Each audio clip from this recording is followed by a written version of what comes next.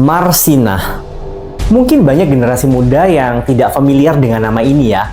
Tapi di dekade 90-an, Marsinah adalah kasus pelanggaran HAM yang paling terkenal yang ada di Indonesia. Bagaimana cerita aktivis buruh ini dibunuh dengan keji? Ikuti ceritanya.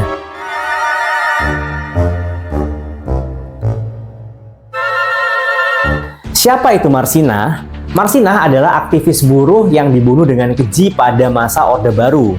Ia adalah buruh dari PT Catur Putra Surya atau CPS, sebuah pabrik pembuat jam yang berada di Porong, Sidoarjo, Jawa Timur.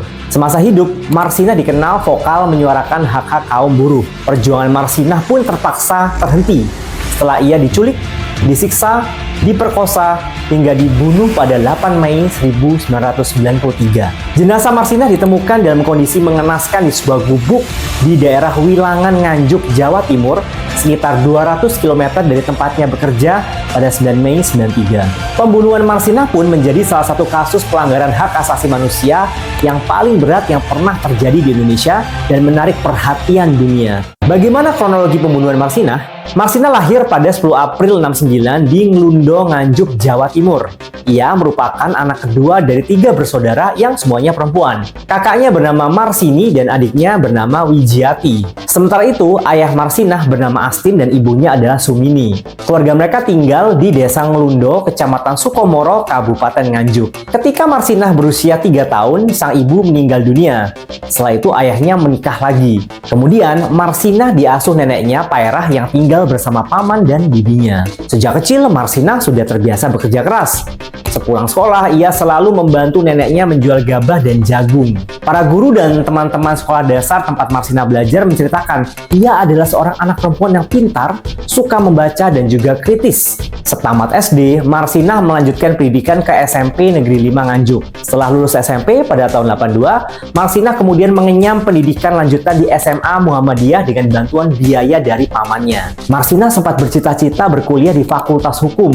Namun apa daya, karena kendala biaya, mimpi Marsinah untuk melanjutkan pendidikan pun sirna. Ia kemudian memilih merantau di Surabaya pada tahun 89 dan menumpang hidup di rumah kakaknya Marsini yang sudah berkeluarga. Marsinah pun bekerja di pabrik plastik SKW di kawasan industri rumput. Tapi gajinya jauh dari cukup sehingga ia harus mencari tambahan penghasilan dengan berjualan nasi bungkus. Marsinah juga sempat bekerja di sebuah perusahaan pengemasan barang sebelum akhirnya hijrah ke Sidoarjo dan bekerja di PT CPS pada tahun 90. Selama bekerja di PT CPS, Marsinah dikenal sebagai buruh yang vokal dan selalu memperjuangkan nasib rekan-rekannya. Marsinah adalah aktivis dalam organisasi buruh Serikat Pekerja Seluruh Indonesia Unit Kerja PT CPS. Pada awal 93, pemerintah mengeluarkan imbauan kepada pengusaha Jawa Timur untuk menaikkan gaji pokok karyawan sebesar 20%. Namun, imbauan ini tidak segera dikabulkan oleh para pengusaha,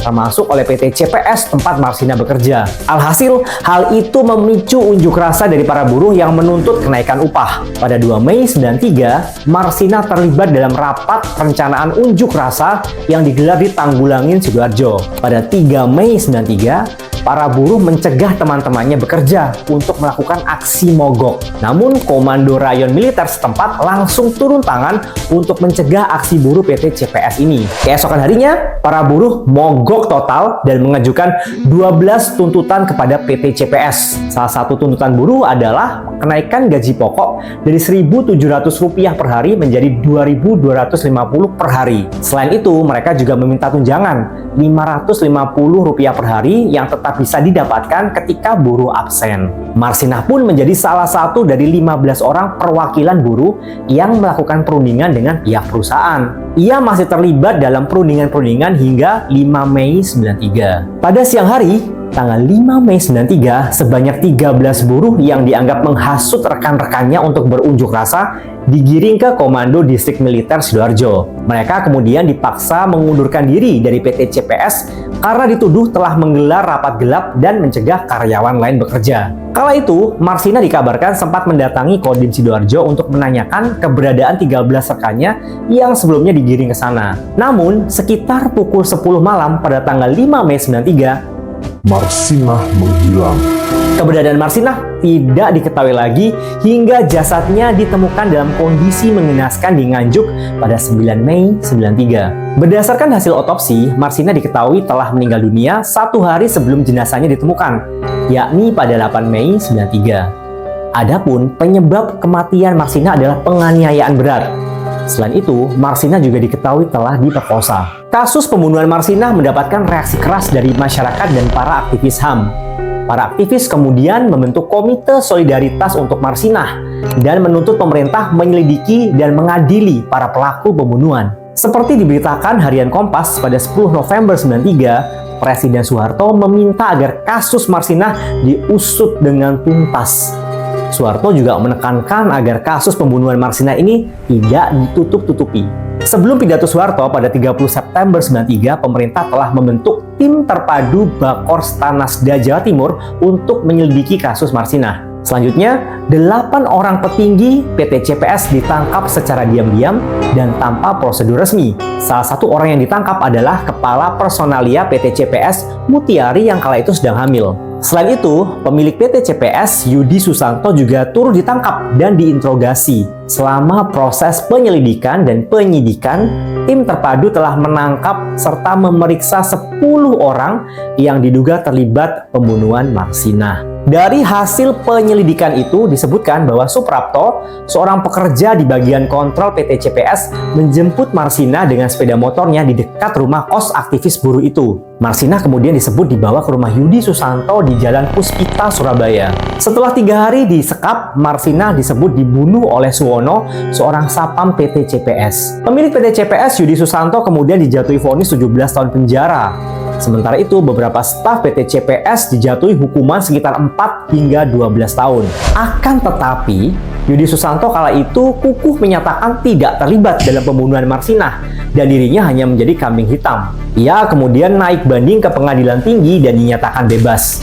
Para staf PT CPS yang dijatuhi hukuman juga naik banding hingga mereka dibebaskan dari segala dakwaan atau bebas murni oleh Mahkamah Agung. Putusan Mahkamah Agung ini tentu mengundang kontroversi dan ketidakpuasan masyarakat. Para aktivis terus menyuarakan tuntutan agar kasus pembunuhan Marsina diselidiki dengan terang dan kecurigaan terhadap keterlibatan aparat militer diungkap. Hingga kini, Marsina masih dikenal sebagai pahlawan buruh. Ia juga dianugerahi penghargaan Yap Kiam Hien dan kisah Marsina juga telah diangkat ke berbagai karya sastra dan juga seni pementasan. Semoga Indonesia yang saat ini duduk sebagai anggota Dewan HAM PBB bisa terus menjaga dan menegakkan hak asasi manusia. Dan jangan sampai kasus seperti Marsina terjadi lagi. Don't forget to subscribe dan tulis di kolom komentar cerita apa yang ingin kamu dengarkan biar kita bikin videonya dan biar kita juga bisa belajar bareng. Stay curious.